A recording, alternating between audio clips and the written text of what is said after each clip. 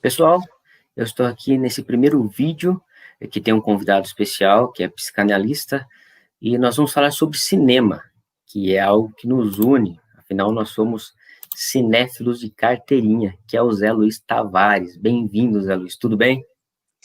Tudo bem.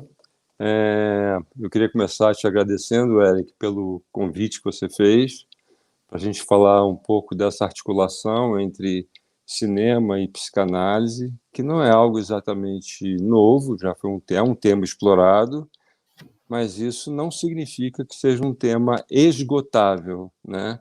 Essa articulação ela é sempre inesgotável, Sim, claro. pela, ri- pela riqueza da arte do cinema e pela riqueza da psicanálise, que, de certa forma, pode ser vista também como uma arte, né? E eu tomei liberdade, inclusive, Eric, de fazer umas anotações, tá? Para Sim. que possa compartilhar de um modo mais objetivo as questões que me ocorreram quando você fez o convite para esse bate-papo, tá? Uhum. Sim, claro. Zé Luiz, a primeira coisa que me vem à mente é que quando nós vamos até o cinema, não é só o filme que é diferente. Nós temos a diferença do ambiente, não é? Que é aquele ambiente escuro. Aliás, o caminho de ir até o cinema já é uma coisa diferente, não é? Mas nós temos ali um ambiente escuro do cinema que nos faz, assim, uma referência a diversas coisas da psicanálise. Como que isso é abordado, assim, ao seu ver? Então, eu acho que essa questão da sala escura, vamos chamar assim, né, me remete a quatro cenas, né? Primeiro, a vida intrauterina. Depois, a questão dos sonhos. Depois, a questão da sala de análise propriamente dita, né? E, por último, a questão de cavernas, né? Eu acho que essas ideias me vieram quando pensei sobre o que seria a sala de projeção, né? Com relação ao primeiro item, né, da vida intrauterina, eu acho que ir ao cinema é um retorno a uma quietude, né? E essa quietude, ela fala dos primórdios da vida, né? De uma quietude de uma vida intrauterina, aonde somente o mundo interior conta, né? Sem nenhum ruído do mundo externo, sem nenhum caos que fazem parte da existência, né, do mundo externo, né? E me associa uma questão de aconchego, satisfação plena, que é algo próprio desse momento pré-nascimento, me parece, né? E me irrita muito quando o espectador do lado abre o saco de pipoca ou dá uma olhadinha no celular. Eu chego a reclamar porque, para mim, é insuportável que ele invada o meu mundo psíquico de quietude, né? E esse é o primeiro ponto. Segundo, a questão dos sonhos, né? Eu acho que a sala escura, ela é do cinema, ela é o equivalente do mundo do sonho, né? Quando a gente dorme, a gente se desliga do mundo externo, né? E a gente pode sonhar, né? E quando a gente dorme e sonha, a gente está retornando ao mundo interno, né? Para onde a gente dirige os nossos investimentos, os investimentos em nós próprios, nas nossas fantasias, né? E no sonho a gente processa as nossas experiências, né? O Freud dizia lá em 1900, quando ele lançou o emblemático A Interpretação dos Sonhos, ele dizia que o sonho é a realização de um desejo, geralmente articulado com fantasias infantis. Eu acho que no cinema, na tela do cinema, a gente é exposto a diversas imagens, diversos sons que se articulam com as nossas próprias fantasias e com nossos fantasmas também, né? Enfim, nossos desejos os mais diversos possíveis. Então, esse é o segundo ponto que me chama a atenção quando eu penso na sala do cinema, né? O Sim. terceiro ponto que eu tinha comentado é a questão da associação com as cavernas, né? Quando eu penso na sala como um lugar acolhedor, um lugar que tem uma densidade de conteúdos, né? Eu me lembro de duas cavernas. Primeiro, as cavernas de Lascaux, no sudoeste da França, né? Estão fechadas para o público, para não haver nenhum dano das imagens ali, mas ali a gente tem um registro, né, de 20 mil anos atrás de cenas com animais, cenas com homens, rituais. Então, ali tem um pouco da história da humanidade, né? E quando a gente vai ao cinema, a gente vê um pouco da história da humanidade também, né? Então, essa é a primeira caverna que me ocorre à mente quando eu penso na sala do cinema. E a segunda Uhum. caverna é a caverna de Platão, né? O mito da caverna de Platão, né? No livro sétimo da República, ele fala do ser humano poder se libertar da condição de escuridão que o aprisiona por meio da luz da verdade. E tem aquela cena descrita por ele, nas pessoas na caverna, com a luz por trás projetando imagens na parede da caverna, né? E os prisioneiros, eles não veem o que se passa atrás deles, só veem o que está projetado na frente, né? Exato. E é assim que eu me sinto na sala do cinema, né? Com o projetor no fundo da sala, eu me vejo totalmente capturado, abduzido por aquelas imagens, prisioneiro daquela fantasia ali na tela, capturado pela imagem, pelos sons, né? Como se eu estivesse numa caverna, né? E naquele momento, em 2 horas, o que se passa ali encarna a única realidade que eu acredito, né? E que eu vejo na minha frente. Então, acho que esse é o terceiro elemento. E, por último, Oi. desculpa, não, pode falar. Sim, não, claro, pode falar. Não, e o último dos 4 elementos de associação é a sala de análise, né? E quando você recebe o paciente na sala de análise, é um convite para que ele entre em contato com as fantasias dele, né? Os sonhos, os relatos oníricos. A sala tem que ter um certo ambiente, uma certa penumbra, para induzir um estado de relaxamento. Então, há um diálogo muito intenso, para mim, entre a sala de análise e a sala do cinema, né? O que os pacientes nos contam são as suas fantasias que a gente vê na tela são as fantasias dos diretores que nos arrebatam de alguma maneira. Então, essa é a primeira coisa que me ocorre quando eu penso na sala do cinema. Essas 4 questões, né? E é engraçado que, lembrando da primeira questão, que é dentro da barriga da mãe, quando nós estamos ali, existe um movimento que nos aconchega, né?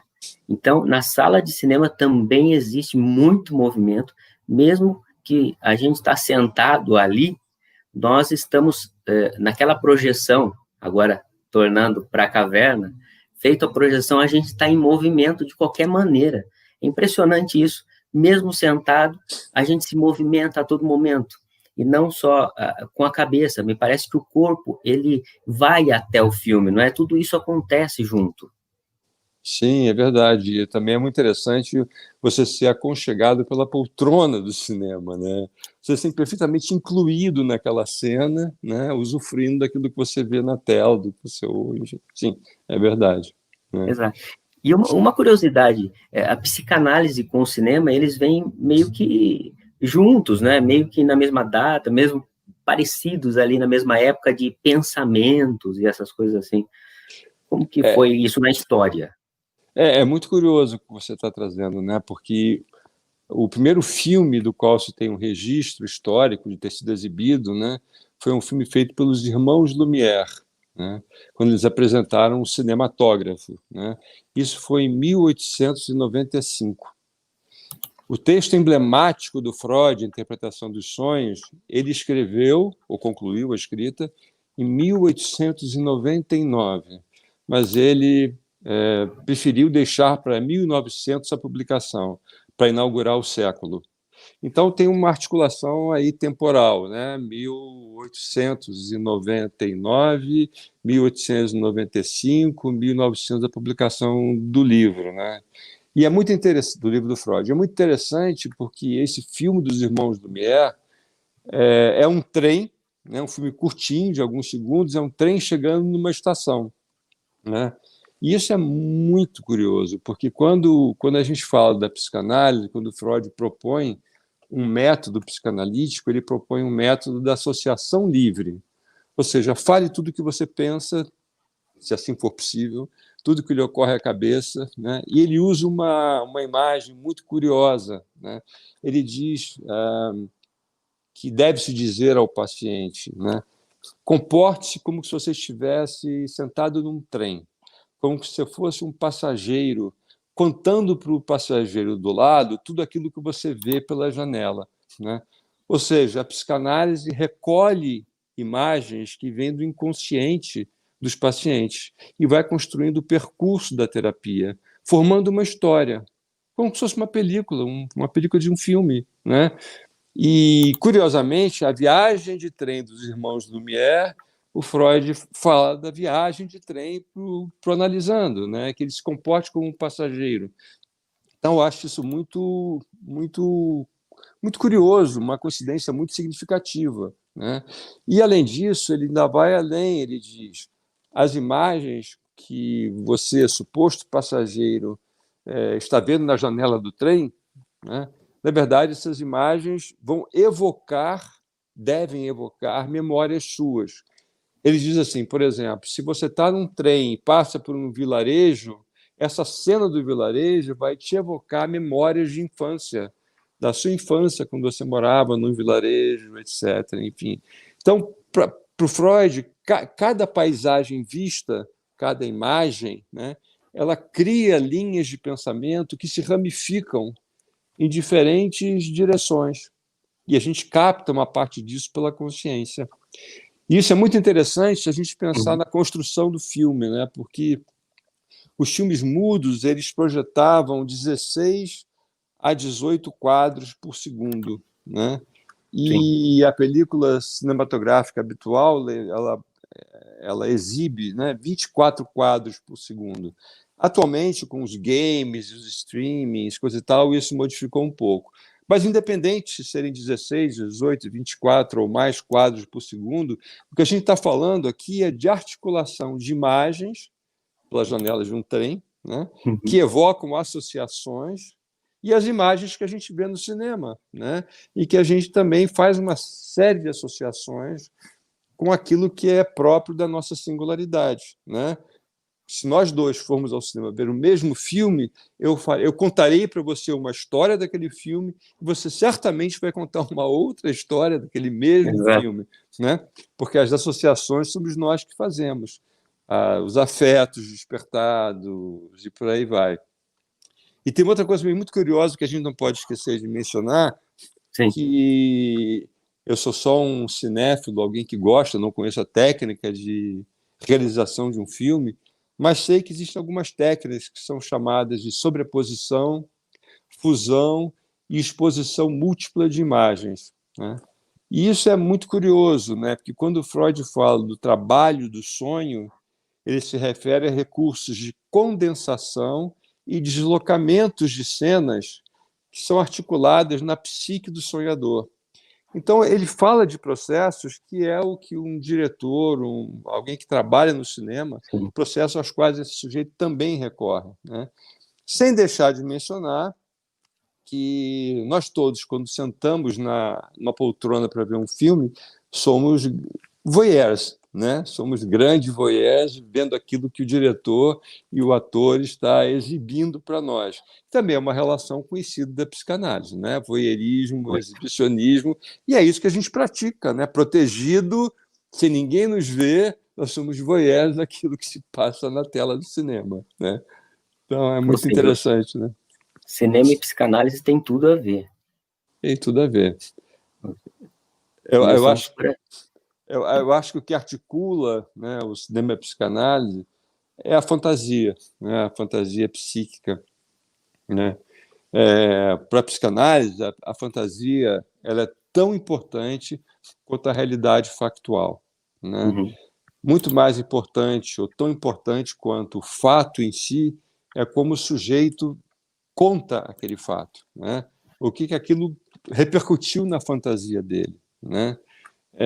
E é da fantasia que o cinema trata, né? Assim como os sonhos surgem na escuridão, né, do sono, né, as Uhum. fantasias do cinema também surgem na escuridão de uma sala escura, né? Os sonhos fazem com que a gente entre em contato com as nossas pulsões do inconsciente. O cinema, ele também nos põe em contato com as nossas pulsões e com as quais a gente se articula com aquilo que a gente vê, as imagens que a gente vê na tela, né? Sim. E não dá para E falar também, disso. Desculpa, fala. não, eu ia dizer que também com os nossos desejos, né? Com certeza, sem sombra de dúvida, né? Freud diz textualmente que os sonhos são realizações alucinatórias de desejos reprimidos. E o cinema nos oferece, com as imagens e os sons, o contato com os nossos desejos. As associações que a gente faz entre o que a gente vê na tela e o nosso mundo psíquico, né? Eu acho que a gente poderia dizer que o sonho é o palco do cinema da alma, né? Acho que é um pouco isso o sonho, né? É, E a gente sonha enquanto a gente dorme, no sono, né? A gente sonha, estamos dormindo, né? E no cinema a gente sonha acordado, fora do cinema também, né? Mas enfim, no cinema a gente sonha acordado. Sonho é imagem, né? Sonho é imagem. E o cinema também, né? sim, Durante a projeção de um filme, é naquela realidade que a gente vive. O cinema, ele fala de nós próprios. E ele das fala, nossas experiências. claro, e fala por nós também, né? Enquanto a gente fala, a gente vai fazendo enunciados. Mas por trás dos enunciados da fala, a gente tem uma série de enunciações, né? Quando a gente fala, a gente diz muito mais do que a gente fala. Quando a gente vê um filme, tem algo mais que se transmite ali, que nos provoca, mexe com as nossas fantasias, que vai para mais além daquilo que a gente vê na tela, né? Uhum. E vai para o inconsciente, claro, né? Claro, o nosso inconsciente. A gente capta, né? Sim. É, mesmo sem saber, não é? Preferencialmente sem saber. De alguma forma, depois isso aparece, né? Mas, enfim, naquele Isso, momento, sim. exato, é. Porque É parece que a verdade. princípio parece que não, talvez, né? Sim, sim. Mas, Eu acho que o cinema ele fala das nossas experiências, né? sim. Mas É, melhor do que isso, o diretor precisa ajudar para que isso ocorra, né? com certeza, com certeza, com certeza. A gente tem estou articulando aqui alguma coisa com os sonhos, né? Uhum. Mas não é só isso, né? O que a gente vê na tela, eventualmente, se articula com situações, experiências que a gente já viveu, né? E a gente vê reproduzidas ali, né? Ou alguma coisa que a gente deseja viver, né? E de repente a gente se depara com aquilo que a gente deseja conscientemente viver ou inconscientemente, né? E aí o cinema acaba mobilizando todos os nossos afetos, né? Quando a gente vê um filme, não raramente a gente se identifica com uma personagem, com o que a gente vê na tela. São histórias na tela que contam das nossas histórias, né? E ainda mais, né? Na Uhum. tela, a ousadia, né? De vermos situações ou cenas que são totalmente impensáveis na nossa vida Sim. desperta, né? Vida social, né? A gente vê cenas edípicas na tela, fusões mãe e filho, incestos, transgressões que são autorizadas pela arte do cinema, né? A gente não sonha em trazer aquilo para a nossa vida prática, a gente vê aquilo lá, então mexe com todas as nossas fantasias. O cinema pode tornar realidade as nossas fantasias, as autorizadas e as desautorizadas, né? As interditadas, né? Como também, Zé Luiz, eu acho que também lógico, nos traz repulsa. Então, às vezes tem algum filme que, sei lá, eu já pelo nome eu falo, ah, não, detesto esse filme porque assisti, tive. Uhum. Isso também é um sentimento, é algo que inconscientemente mexeu com a pessoa que assistiu, não é? De alguma maneira. Com certeza, com certeza. Ao ver uma imagem, ao ler um texto, né? Isso não é isento de consequências, né? Isso não passa incólume, né? Sim, Essas experiências ativam traços da nossa história.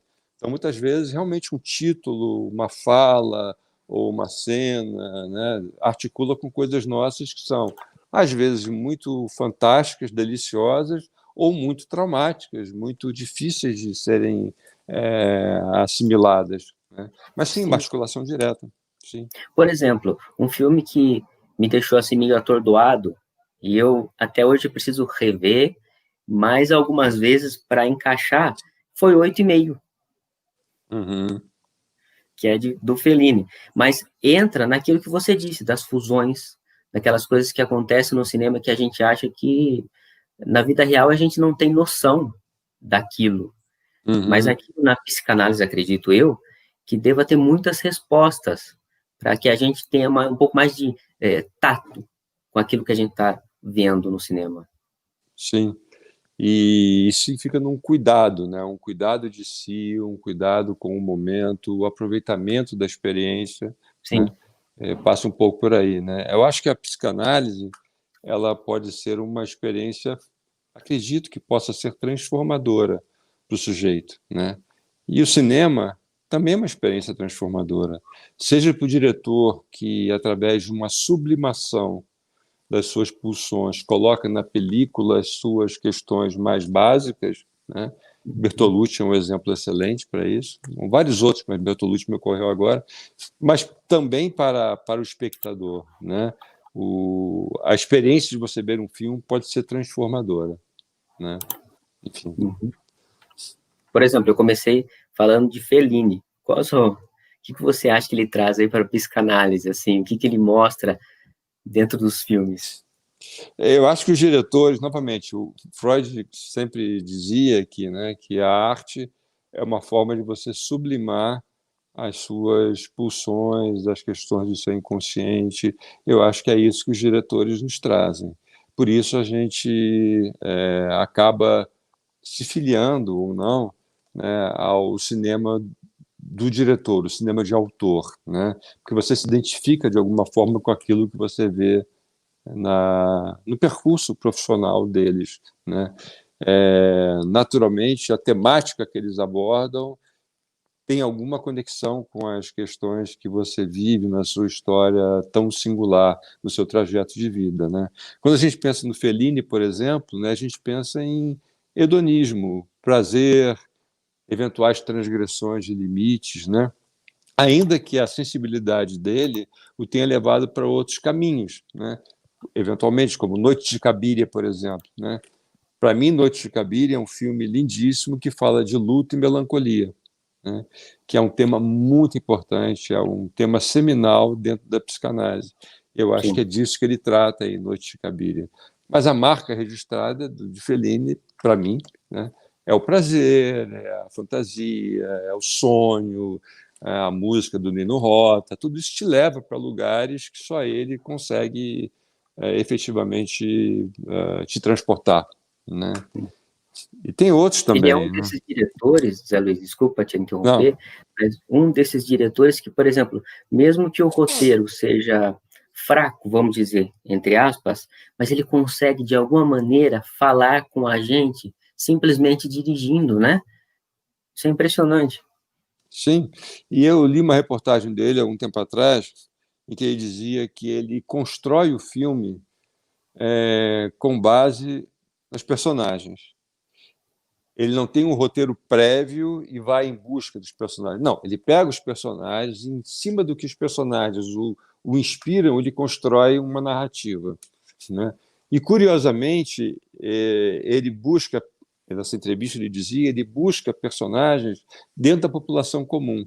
Claro, você tem o Manita Ekberg, tem o Mastroianni, claro, mas Uhum. o grande número de atores não são atores, são pessoas da população local que ele vai selecionando. Então, com isso, eu acho que ele consegue se aproximar, né, da condição humana, né, dos Uhum. prazeres do homem, da miséria humana, das dificuldades, né? E ele é genial, né? Ele foi picado pelo neorrealismo, né? Sim, sim. Mas E tem depois nós outros, né? temos o Bergman também. Bom, Bergman, para mim, é o maior de todos, né? Ele está nos 5 primeiros lugares do ranking, vem Bergman. Depois vem o sexto, a sexta posição. Bergman, eu acho que ele aborda toda a densidade do mundo psíquico, né? Com seus personagens, né? É um cuidado estético muito acentuado, né?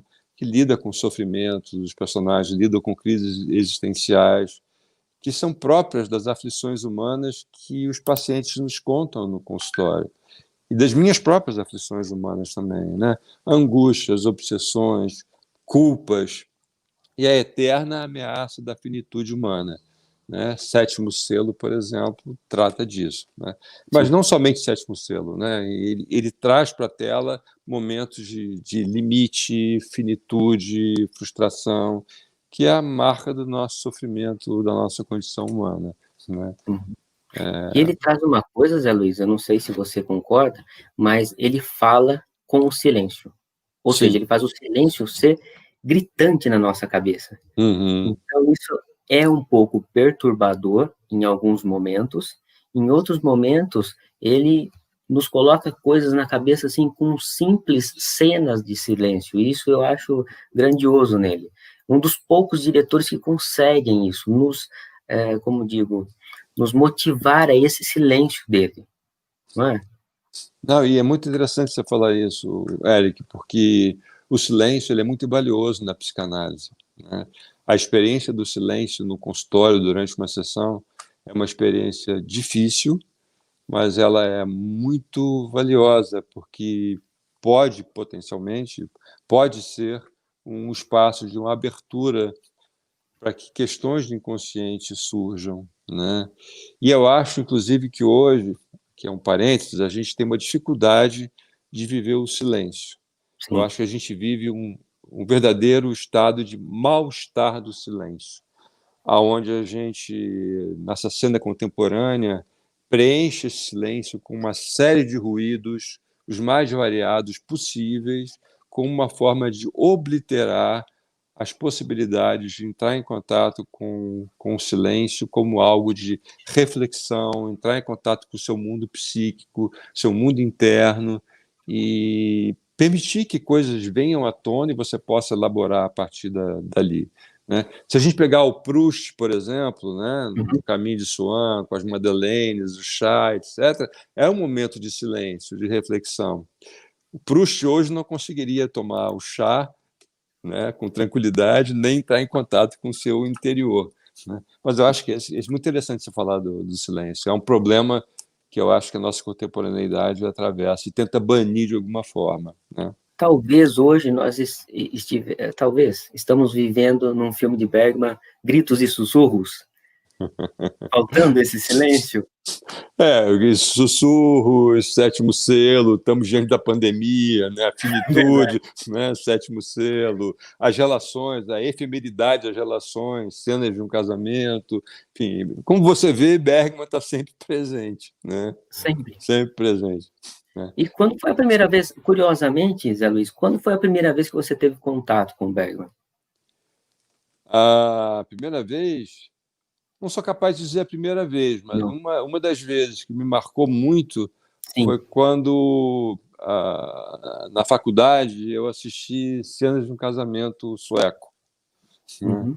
E é muito interessante, porque naquele momento eu tinha uma relação muito teórica com os vínculos amorosos. Né? Eu era um ministro da vida adulta.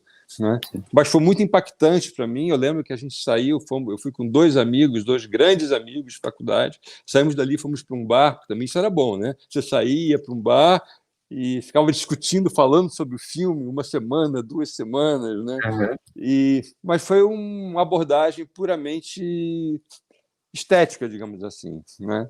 Depois eu revi esse filme já casado, e foi um novo filme para mim, uma outra história. Né? Imagino. Depois eu vi esse filme divorciado, então já foi um outro filme para mim.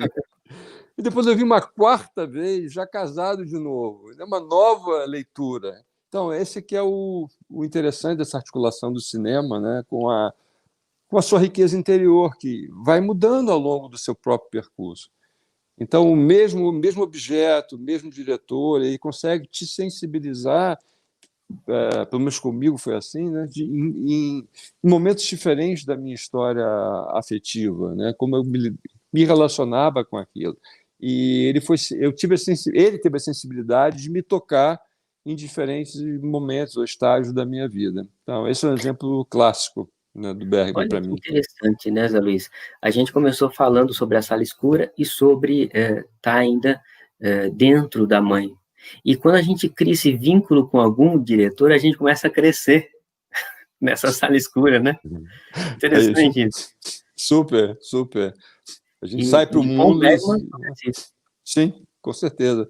E tem outros que bebem na fonte do Bergman, né? Se a gente pensar no Malick, isso não é um demérito em absoluto, não, né? não, Bergman não, é um inspirador, né, dos seus seguidores. Eu acho que Malick evidência. é um Bergman 2.0, né? Mas mas, por exemplo, Zé Luiz, como nós estamos nessa conversa, eu gostaria muito que, já que nós atiçamos, nós primeiro começamos com a conversa da sala escura, nós estamos aqui para falar Uhum, disso, que é o ambiente do cinema, onde tudo começa, onde tudo uhum, tem início, que é isso que a gente está conseguindo relacionar com a psicanálise. E daí nós chegamos num ponto alto, que nós já estamos agora conversando sobre os diretores e as marcas que eles têm. uhum. Então, o que é que eu vou fazer? Eu convido você, Zé Luiz, para no nosso próximo vídeo falarmos sobre algum diretor ou alguns diretores e suas marcas. Desses diretores que lançam referências até hoje e todo mundo aí bebe da fonte conscientemente ou não, né? Mas bebe dessa fonte desses Com diretores. Então, certeza. para o próximo vídeo, e se vocês quiserem deixar comentários, alguns temas sobre outros filmes, diretores, algo relacionado a filme e psicanálise, nós deixamos os comentários abertos e depois nós lemos e damos uma olhada. Mas, Zé Luiz, muito obrigado pela sua participação hoje por aqui. Foi excelente esse primeiro vídeo nosso e acredito que terão vários vídeos como esse sobre cinema. Eu que te agradeço, Eric, a oportunidade. Cinema, para mim, é algo realmente apaixonante, né? E legal que você tem a mesma paixão, a gente vai certamente poder trocar muito. Fico muito honrado com o convite, né? Com essa possibilidade da gente ampliar essa articulação que é tão rica. Super obrigado, desde já. Terei o máximo prazer. Zé Luiz, eu agradeço a sua participação, e agora, a partir de agora, nós vamos ter esse vínculo, como o vínculo da sala escura, do cinema, e esse vínculo vai crescendo para a gente com o cinema, porque o cinema é transgressor, então são vários vídeos, nós não conseguimos falar em 1, 2, 3, 10 vídeos sobre várias coisas que o cinema mostra, principalmente quando se trata da psicanálise, que abre uma porta imensa. Então, mais uma vez, grato pela sua presença e até o próximo vídeo, Zé Luiz. Obrigado, Eric. Foi um prazer e convite aceito. Será muito bom a gente poder ampliar essa articulação entre o cinema e a psicanálise, tão rica, tão já explorada, mas sempre inesgotável. Será um espaço muito legal. Muito obrigado. Muito obrigado. Um abraço a todos que estão assistindo, um abraço, Zé Luiz. Até a Obrigado, próxima. Eric. Abraço. Tchau, tchau.